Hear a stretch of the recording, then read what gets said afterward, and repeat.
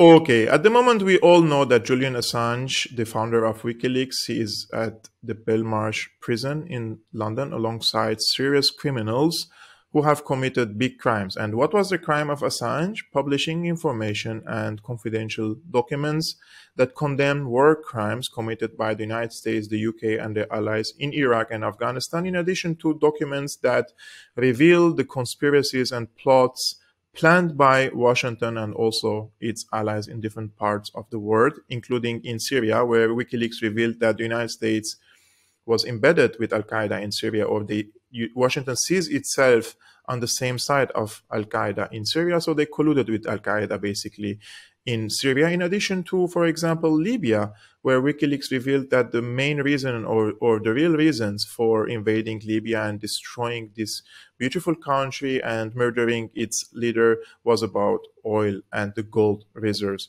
particularly. So many people asked me previously how to help Assange, and I have posted previously links for donations for his legal team, so you can empower his legal team.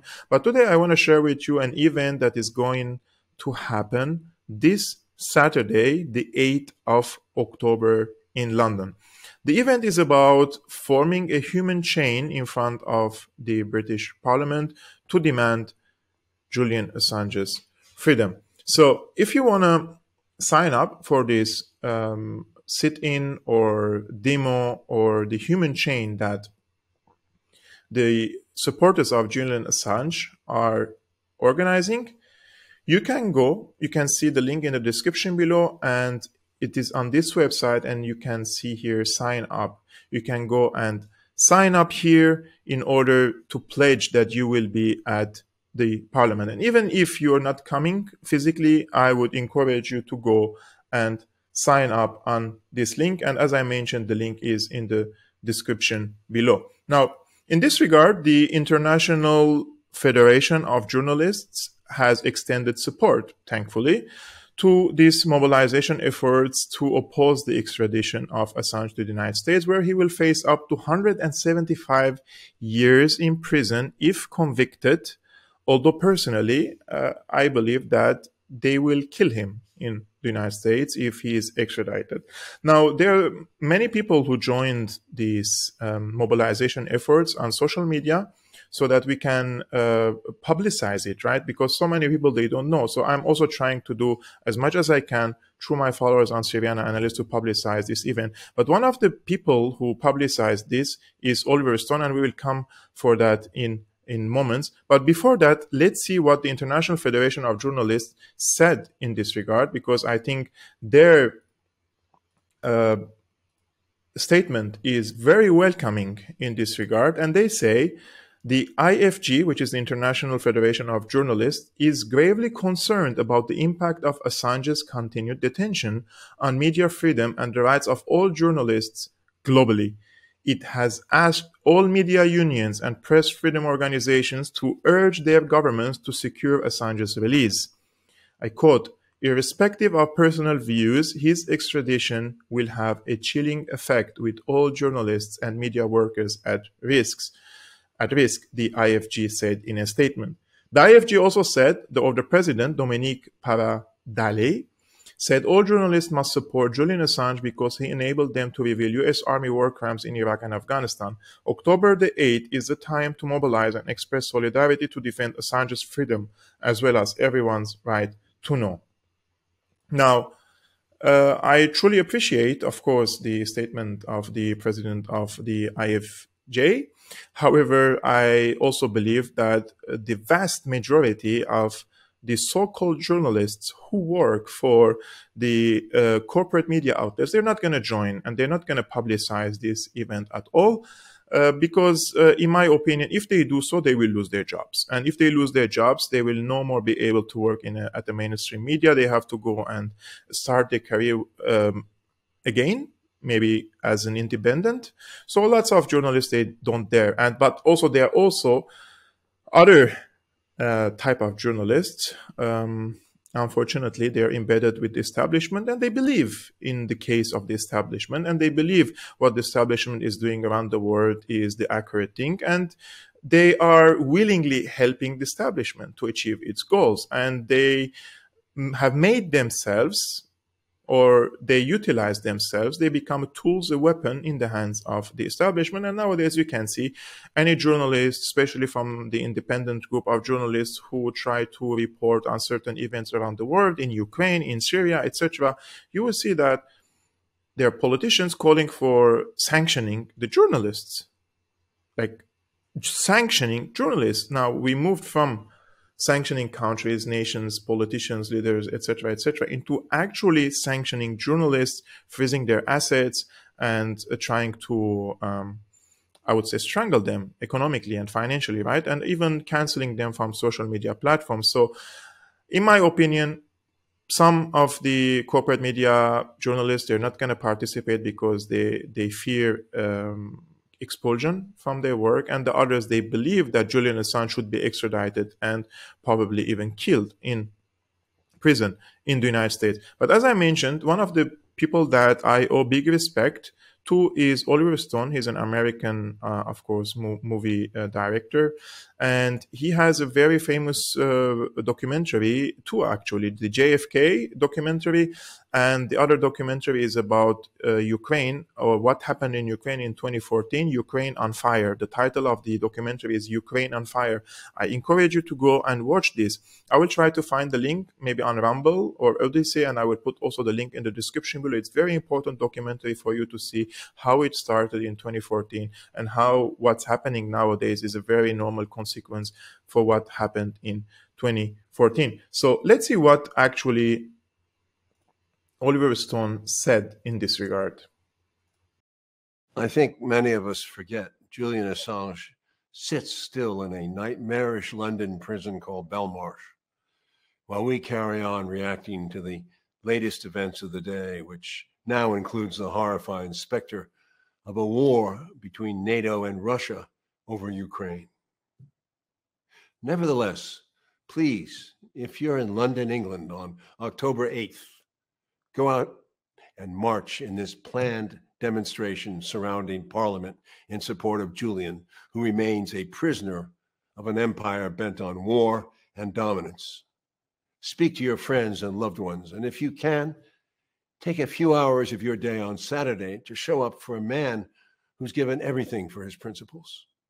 Julian Assange is an extraordinary human being who thinks and acts according to his conscience, and thus, for all of us who care about human freedom and the right to dissent, to express our shame and anger at the behavior of the war-embracing nations who will stoop to the worst crimes and blame the messenger who reports them. Do not forsake Julian Assange. In the name of your own freedom, march on October 8th, and may peace and sanity survive this dark time. Thank you. So, as Oliver Stone said, they are not only persecuting, but prosecuting also the messenger who delivered an information. He didn't hack this information. He published an information that condemns the war crimes of the empire. And to be honest with you, he also published information, sensitive information about Syria that nobody should know about, and it condemned Syria. He also published information on Russia. But regardless, we should draw a red line, right? There should be some lines, like persecuting and prosecuting a journalist for publishing an information. It shouldn't be okay in any civilized society or in any civilized country, but unfortunately we are living in a jungle. And this is why I said the other day, probably the international law is not on the side of Russia in Ukraine, probably. But at the same time, who is implementing international law, and who is even implementing laws on its own population? It seems to me that there is some of these laws is applied on some people and it's not applied to other people because their leaders are strong enough to evade responsibility, right? So it's a very hard discussion in this regard, and I would also like to salute the wife of Julian Assange, Stella Morris. She participated this week with Piers Morgan on the Uncensored program, and alongside her participated one of the worst human beings that you can ever imagine. He was the ambassador to the UN of the United States, John Bolton, and he was one of the engineers and the biggest supporters of the war on Iraq, the illegal invasion of Iraq that led to the killing of hundreds of thousands of people. There is so much blood on the hands of this person, and he is a bloodthirsty politician who would not hesitate to, I would say, if he is in a position of power, he won't hesitate to commit an act of annihilation against any people who stand in the face of the American empire and the experiences that the Middle East have been through due to the policies of this warmonger maniac is unforgivable. And he participated in this show alongside Stella Morris, as I mentioned. And there was some sort of pushbacks and discussion among them, and it's very interesting, and I would like to share with you this now. He's committed clear criminal activity. He's no more a journalist than the chair I'm sitting on. The information that he divulged did, in fact, put many people in jeopardy. It undercut the ability of the United States to have confidential diplomatic communications, not just with other foreign governments, but in many countries with dissidents, people who, even speaking to American diplomats, could find themselves in trouble. And so, you know, he's been complaining about his treatment over the past period of time. He's the one who sought asylum in the Ecuadorian embassy. Now he faces extradition to the United States. I presume he will get due process in the United Kingdom to determine whether extradition should go forward. And when he gets to the United States, he'll get due process here. And I hope he gets at least 176 years in jail for what he did. Stella? Well, of course, Ambassador Bolton is kind of the ideological nemesis of Julian. He has, during his time for the Bush administration and later the Trump administration, sought to undermine the international legal system, ensure that the U.S. is not under the International Criminal Court's jurisdiction. And if it was, Mr. Bolton might, in fact, be prosecuted under the ICC.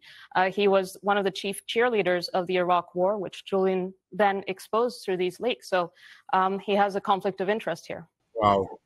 I mean, did you even see his yellowish smile when Stella Morris was addressing his involvement in war crimes, right? And this smile, just if I wanna interpret it, it means to me that dream on, lady. Nobody's gonna persecute me. I'm gonna be free, and then I will just die a natural death. Unfortunately, this is what's gonna happen because, as I mentioned, there is no international law applied on all states, and these criminals who have committed these crimes, they're just gonna evade responsibility and they're not gonna be prosecuted.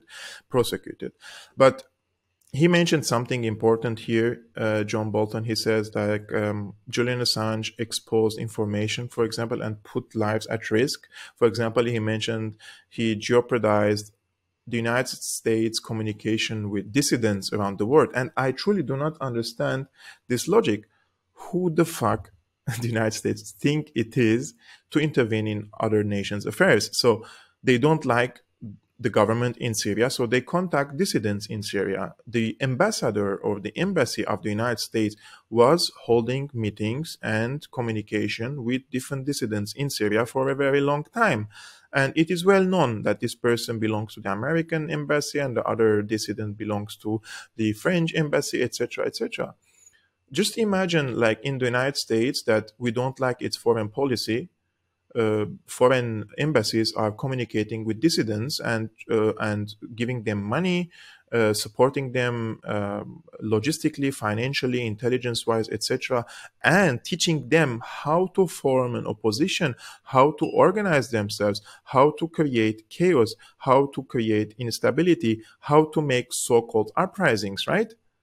So this is already what he mentioned. It is illegal.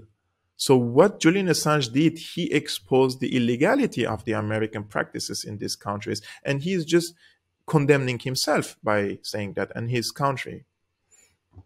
I'm just speechless. Like, seriously, today I posted on Twitter that when John Bolton dies, I will start a live stream and I will drink whiskey with you guys. And I promise you, I will do that. These vile people who act in complete disregard to the other human beings, they are really evil in human clothing, in my opinion. Anyways, so this is the event, guys. Please go and join it. The link in the description below. Show your support to Julian Assange. He needs you, and we need people like him.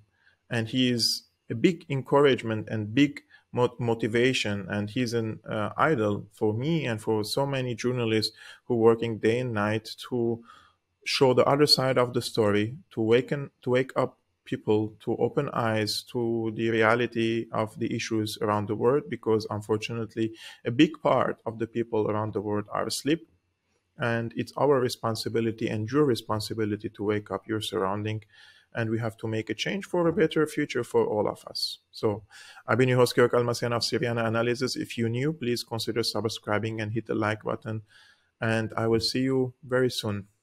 Ciao.